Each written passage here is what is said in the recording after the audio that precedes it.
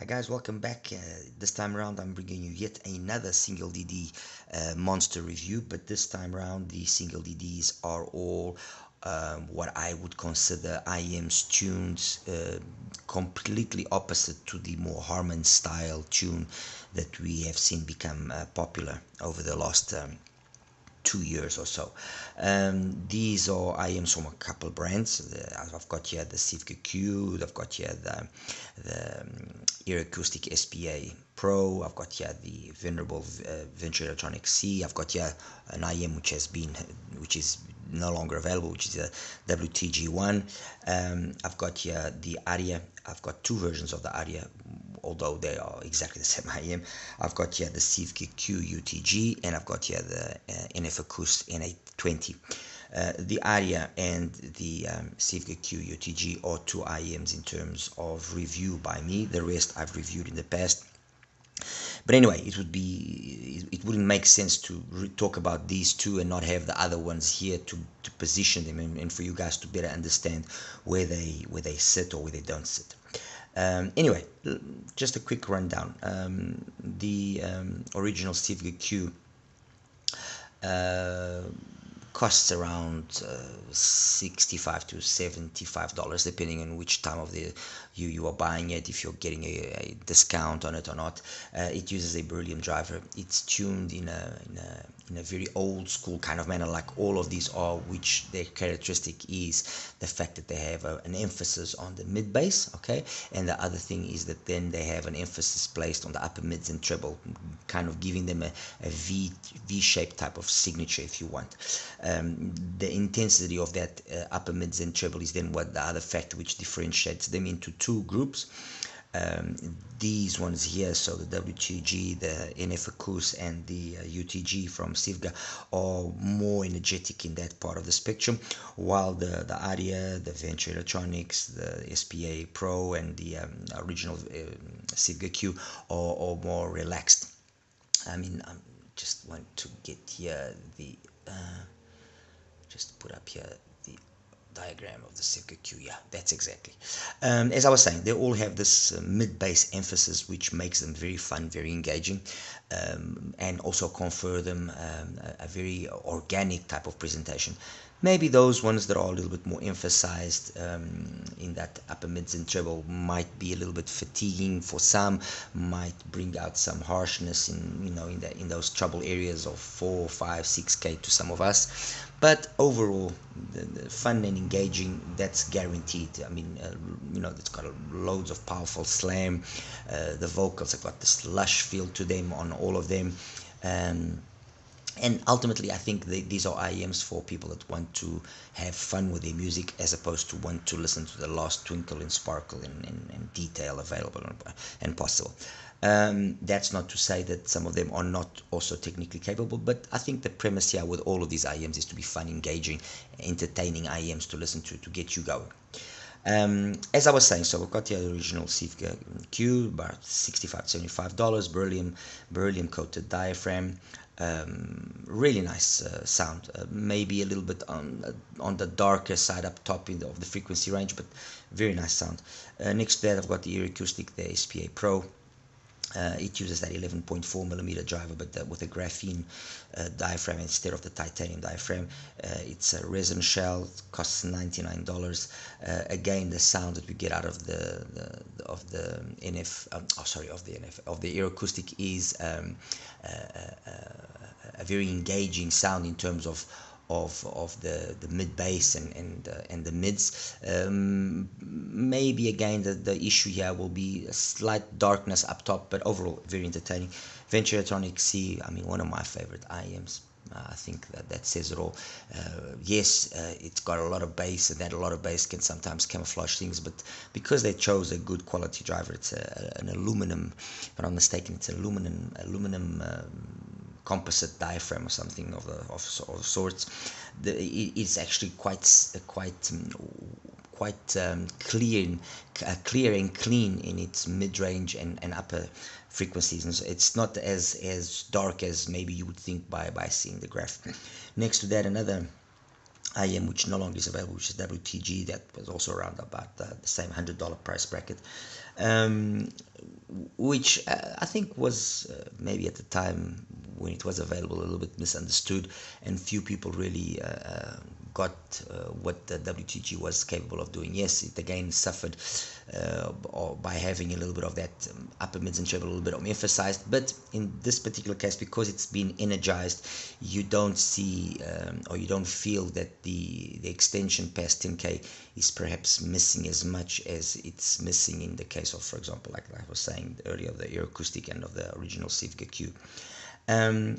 Then I've got the other Aria. Why do I have two Arias? Well, I've got the other Aria because this was the version that originally was available, if I'm not mistaken, with the anime, and then this was the version that they subsequently launched, which doesn't have the anime on the faceplate.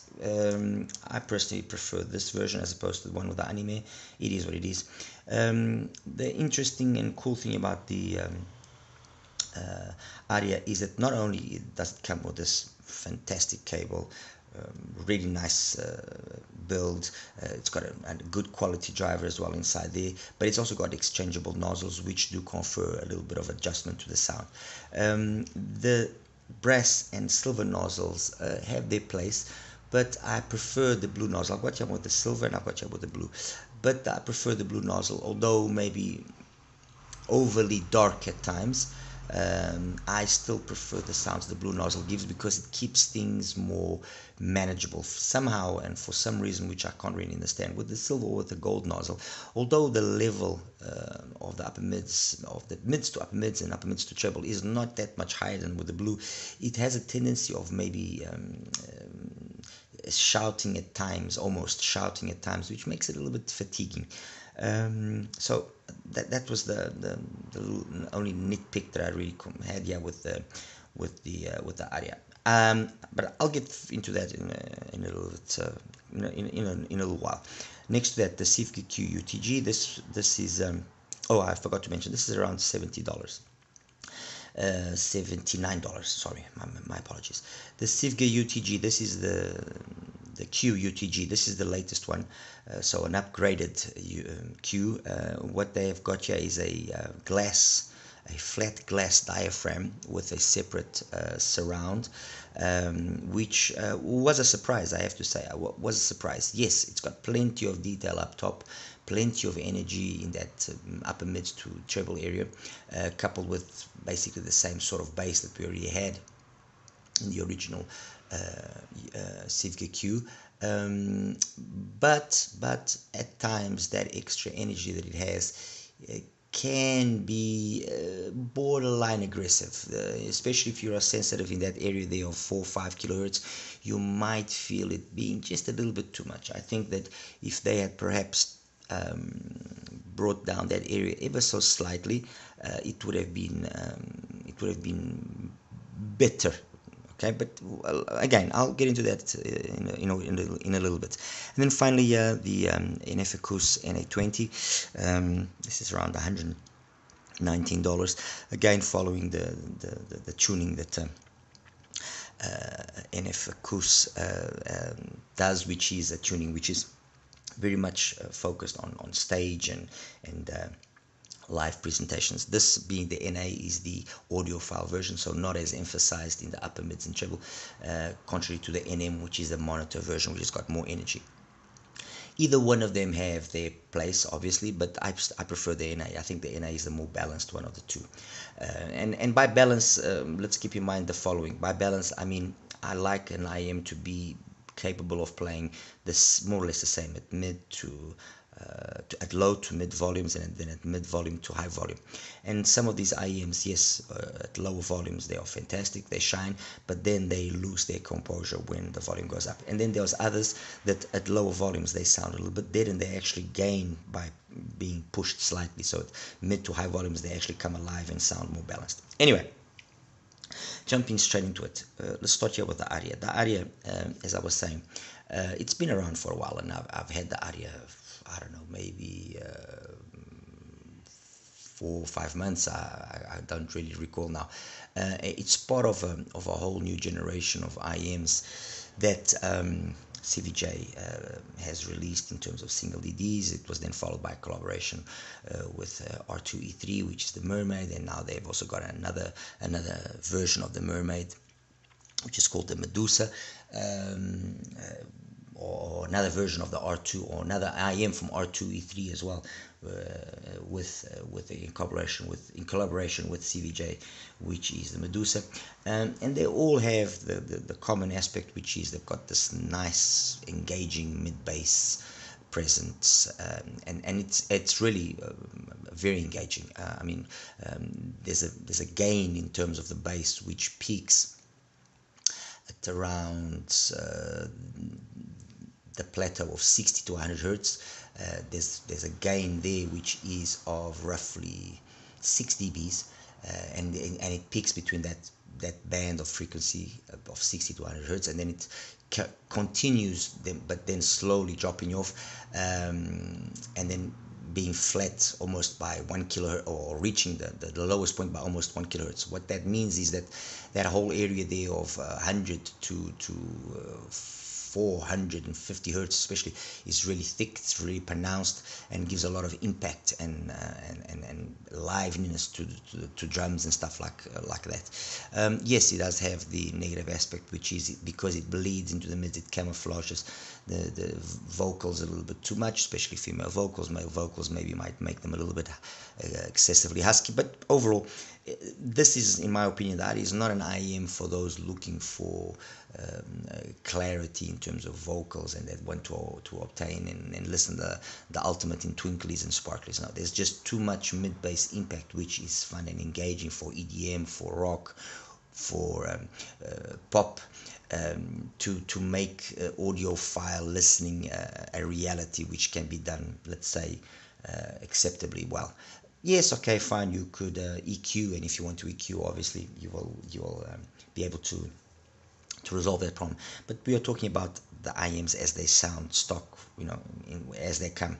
The silver nozzle and the brass nozzle, like I mentioned, they have a tendency of then making that area there of between, I would say, 4 and 7K especially, sound a little bit excessively bright. It's not really the little bit of extra energy they have at 2 to 3 as compared to the blue nozzle. That's the problem. It's higher up where you notice that sibilance, which is a little bit annoying, and it just, the moment you put up the volume just a little bit, it goes from being an IM, which at lower volumes is very pleasant to listen to at mid volumes you're already starting to have some issues with that aggressiveness and that harshness of the sound, to being very harsh actually at higher volumes, especially with certain genres. It can be a little bit, stuff like trumpets, air instruments, especially Up and Up from Jeff Ryan, for example, comes across very, very intense.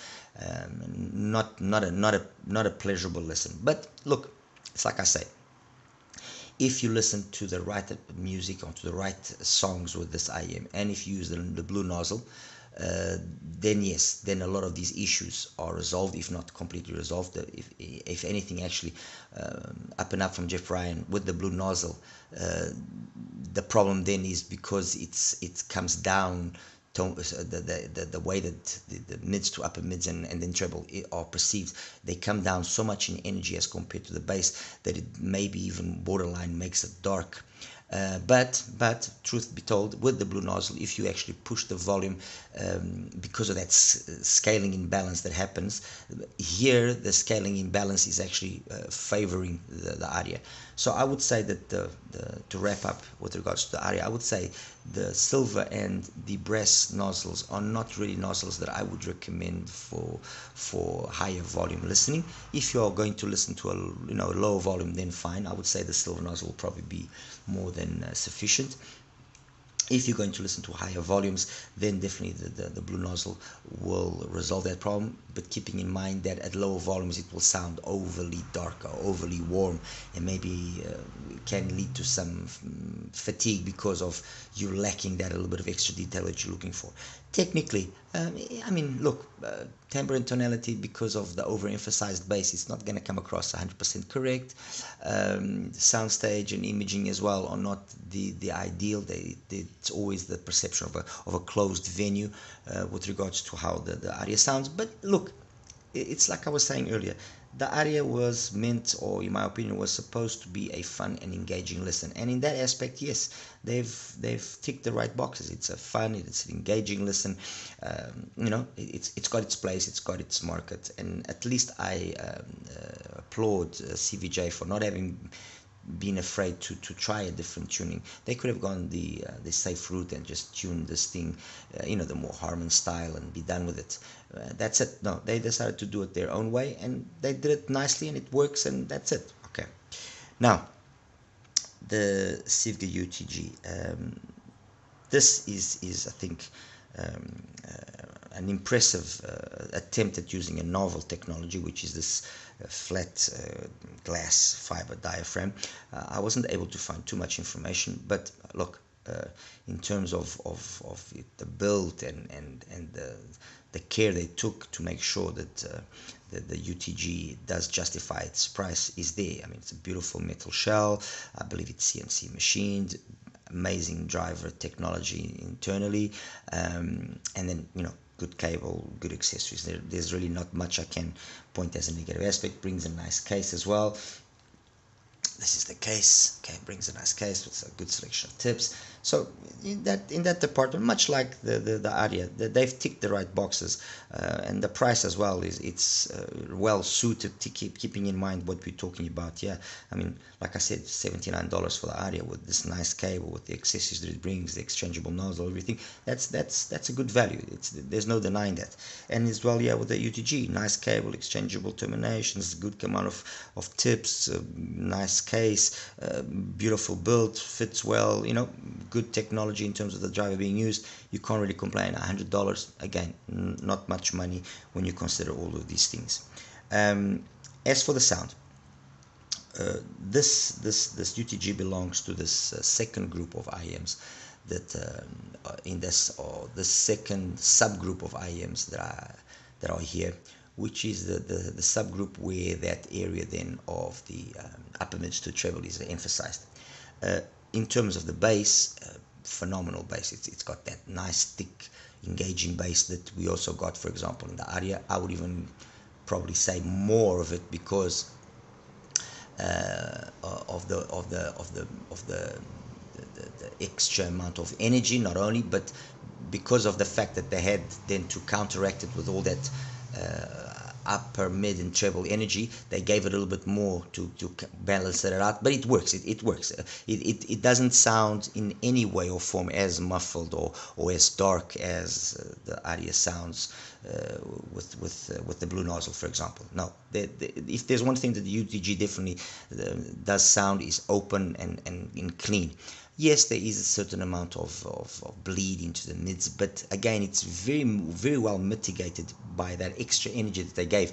I mean, we are talking about the peak of the bass to the peak of the treble area. We are talking about a difference of close to 7 dBs. So there's a big chunk of extra energy there, and that chunk of energy starts at around 2.5 and ends at about 5-6 kilohertz. And that chunk of energy, if it didn't have the bass that it has from behind, then this would have been a shout fest, trust me. So the balance that they've struck, although looking at the graph you might think, okay, nothing that impresses me, it's been well done. The only problem that I found in the UTG, to be totally frank, was if at low volumes it's probably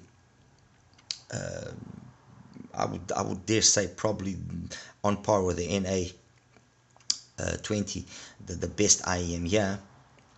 At mid volumes, it's still able to keep that performance going.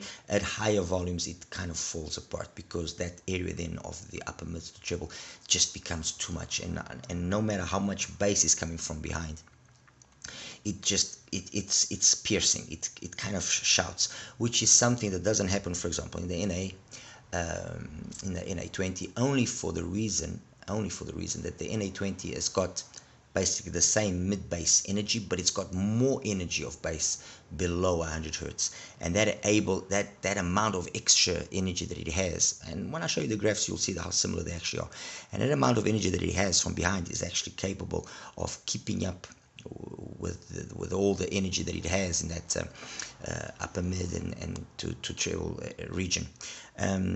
So while this one is capable of scaling very nicely, the scaling on the UTG, on the Q UTG, I think is a little bit, I would have liked, like I said earlier, I would have liked them to just have brought down that 4 to 5K area just a little bit. If they had brought down that 4 5K area just ever so slightly, I think the performance that we would have gotten out of the SIVGA UTG would have been completely different, and would have been significantly up there with the best that are here. Having said that, of course, the performance that it has will please people, or certain people will enjoy it. It is capable of a high degree of technicalities. It's probably a par again with the NA20. It's probably one of the IEMs here that's got the best amount of twinklies and sparklies up top. So micro detailing and macro detailing is pretty decent. Soundstage is not bad as well. Imaging not bad. Only the tone and only the timbre and the tonality maybe suffer a little bit here and there by being overly thick sometimes in the bass, but still, it's like I say, like I've said earlier, the balance that they've been able to strike between the bass and the thickness that is present in the bass, and then the amount of energy that you have in that 2.5 to 2.53 to 6 kilohertz area is been well struck. It's definitely been well struck. Makes it sound very very balanced for the majority of the listening volumes that I think most will hear, and for the majority of expectations, I think. If obviously you are going to be looking for the ultimate in terms of resolution, or the ultimate in terms of correctness and so on and so forth, none of these IEMs are going to be doing that. That's the reality. They were not designed to be the ultimate. But as I said earlier, there are IEMs here which have or that shine in certain areas. If, for example, let's say you want an energetic, fun, engaging performance which has a high level of let's say technicalities and engagement, and only loses out in terms of how it scales, then the UTG is definitely there. Comparing the UTG with the original Q, you definitely see that there's more energy here in those upper mids and treble as compared to the original Q. Again, the Q was using a beryllium driver, and I think that they purposely tuned it in that manner so that the beryllium wouldn't shout, because the beryllium has a tendency of introducing a certain timbre that can be a little bit aggressive. So there is more energy there in the UTG as compared to the original Q. That's different. As compared to the ear acoustic, again, the UTG does sound more proficient in terms of how much detail it has and that energy that it has, especially past 10K, where both of these as well fall behind. Comparing it with the NA, I would say the NA is probably edging it out by the fact that it just scales better. And by scaling better, you can listen to it at more varied volume levels. But other than that, the performance is very similar, apart maybe from a little bit more extra low bass, so more low bass rumble on the NA as compared to the UTG, but not a big difference. The big differentiating factor between these two is more the fact that this doesn't scale as well as this. Compared yet to the T1, it's already an older IM. I would say yes, the T1 is maybe capable of being a little bit more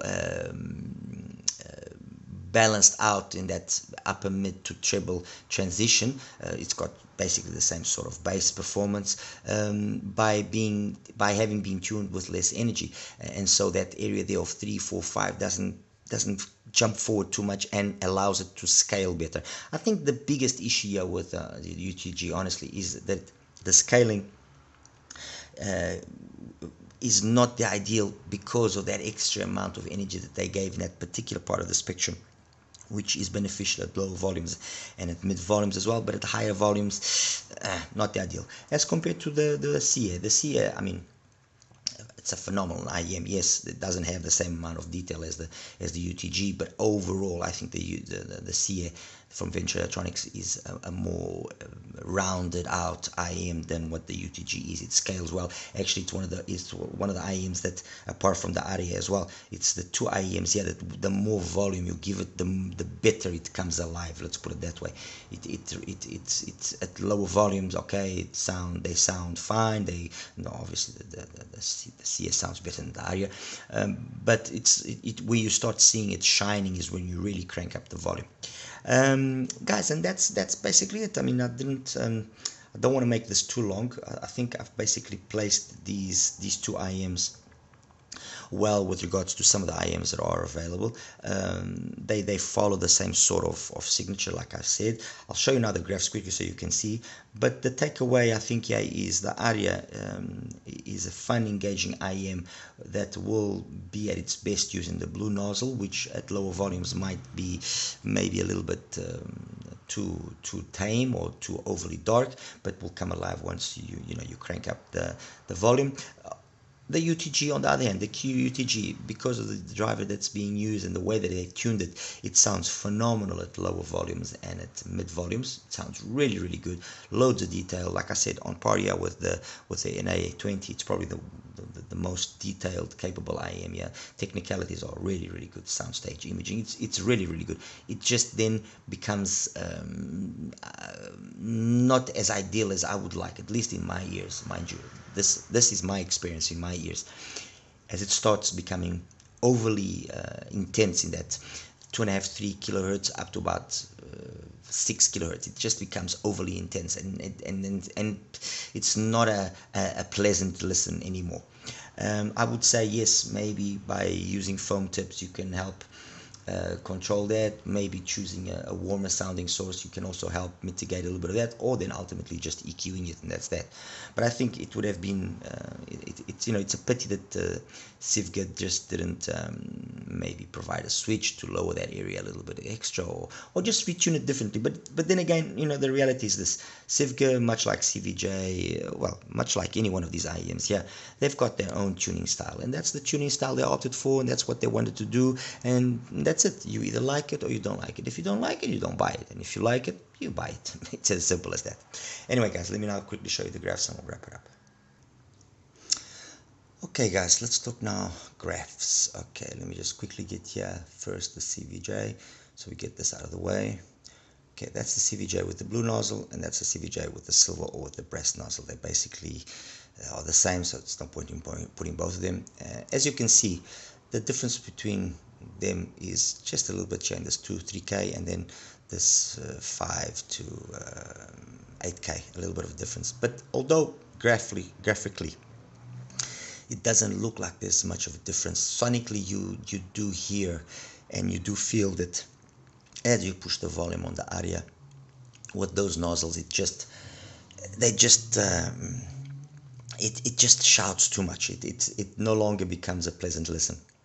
And I think mainly one of the other reasons that this can possibly also be the case is there's basically no damping on that nozzle, that the silver and the brass nozzle. They basically have no damping on it, and that's why you're getting the full let's say performance of the driver coming out with no filtering or nothing. With the blue nozzle, you have a little bit of filtering, which kind of controls things, plateaus things a little bit better. You can see that peak there at 8.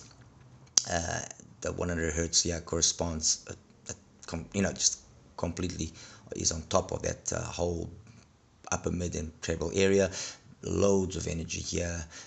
Yes, at lower volumes it can sound a little bit thick, but once you push up the volume, it actually is quite engaging and entertaining. So that's it. That's the Aria.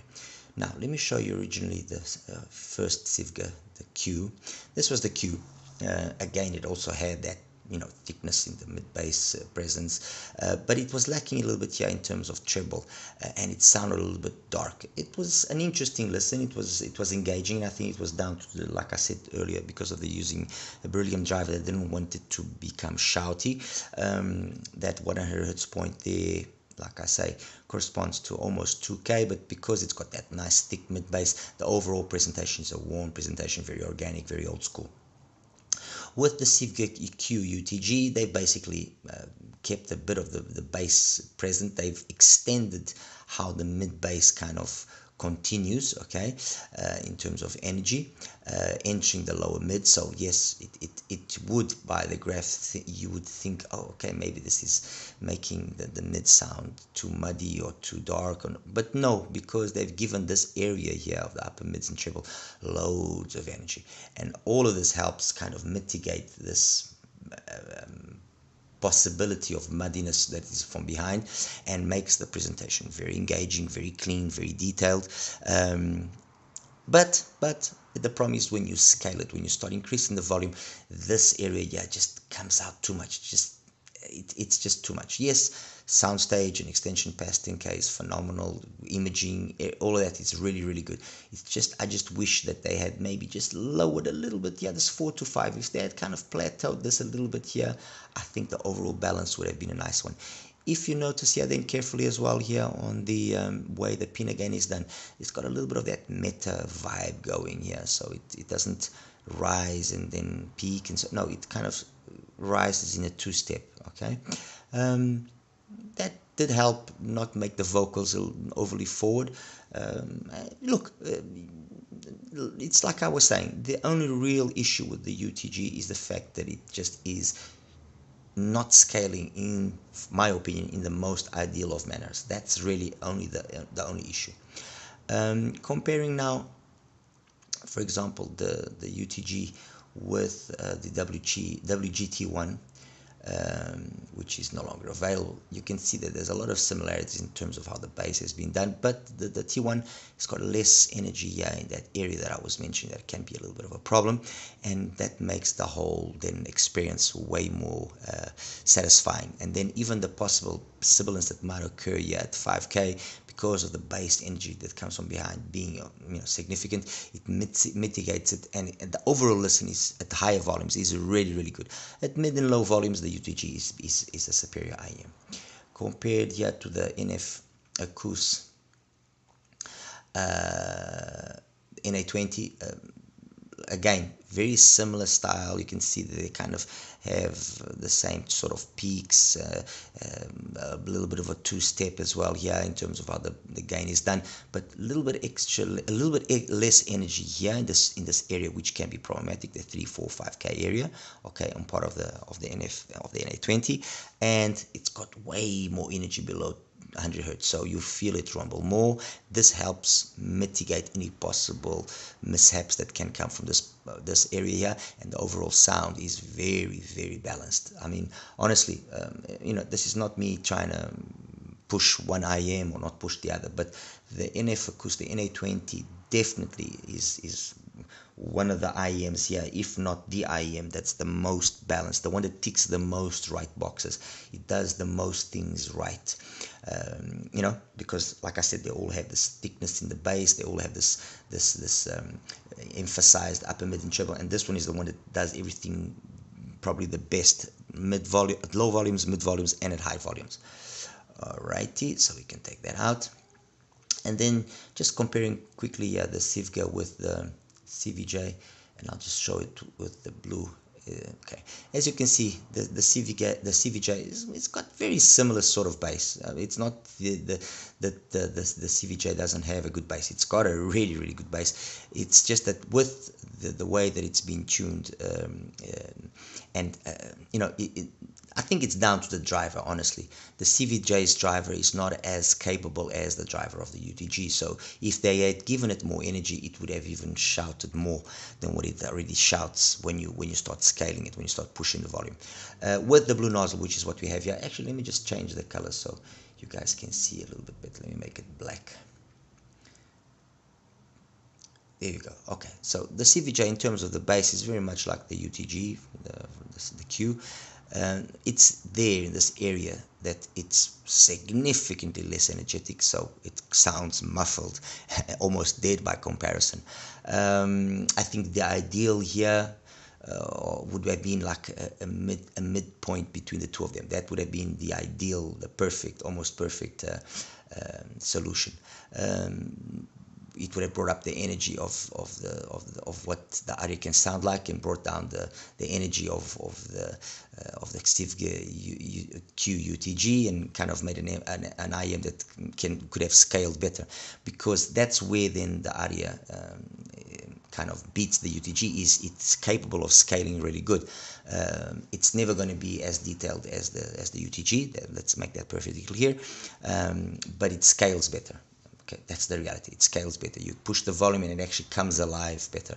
And that's it, guys. I hope I'm not boring you too much. I hope I was able to give a decent overview of these IMs.